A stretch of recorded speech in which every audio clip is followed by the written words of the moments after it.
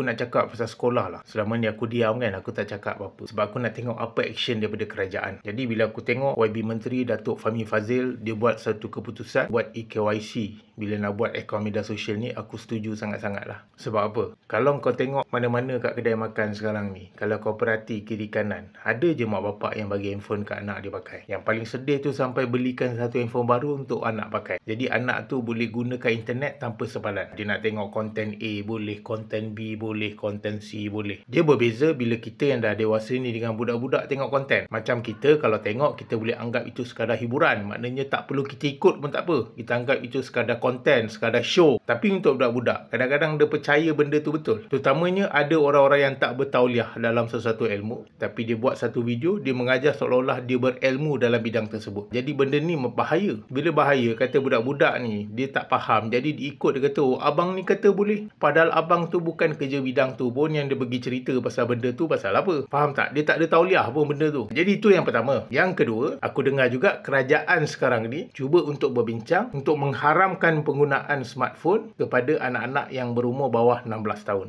Kalau kata benda ni betul lah apa yang aku dengar ni, aku bersyukur sangat-sangat. Sebab aku teringat zaman aku sekolah dulu tak ada pun handphone canggih. Habis kuat pun handphone 3310, handphone yang biasa-biasa lah. Tapi kes jenayah kat sekolah tetap berlaku. Nampak tak? Contohnya kes perempuan suka sama suka, kes rogol tetap juga berlaku walhal tak ada smartphone pun. Jadi benda ni aku terfikir, adakah masalah root asas dia hanya handphone semata-mata ataupun didikan mak bapak kat rumah? Sebab aku ada kawan seorang bermasalah masa aku sekolah dululah, dia suka bully orang, dia jenis perangai terjal lah. Maknanya cikgu pun kadang-kadang pening nak handle dia. Jadi aku antara salah seorang kawan dia, aku pun tengok family background dia. Rupanya mak bapak dia terlalu sibuk sampai abaikan dia. Maknanya memang mak bapak balik rumah setiap hari, tapi mak bapak sibuk dengan kerja, mengadap laptop lah, macam-macam lah. Orang kata orang yang gaji besar ni kadang-kadang terlalu sibuk kan, tapi kadang-kadang dia terlupa bila terlalu sibuk sampai dia abaikan anak dia akan ada satu damage dalam hati tau, kesunyian. Jadi bila kata berlaku kesunyian tu, itu yang menyebabkan dia seronok nak bully orang. Sebab bagi dia itu menggembirakan dia. Jadi punca sebenar bukanlah hanya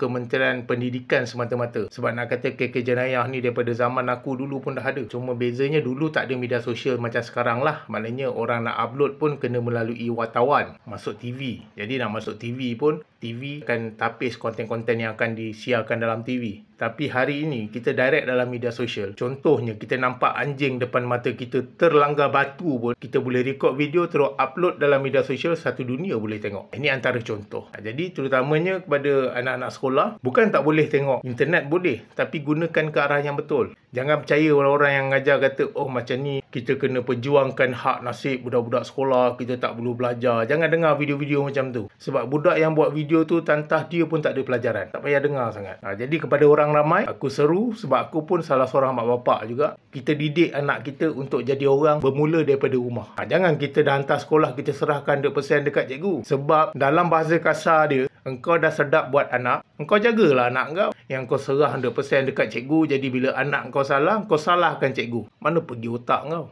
Walaupun otak kau macam ni, aku tak pernah pun salahkan Menteri Pendidikan yang dulu. Kenapa buat otak kau boleh fikir macam ni hari ini? Tak ada kan? Sebab didikan semua bermula daripada rumah. Sekadar teguran lah. Busy macam mana pun kita balik rumah kan, layanlah anak tu. Tak payah lama, 1 jam pun jadilah main dengan dia, ajar dia buat kerja sekolah. Ini bukannya kau balik rumah kau masih layan handphone lagi. Janganlah macam tu. Sebab budak-budak ni dia ada hati dan perasaan.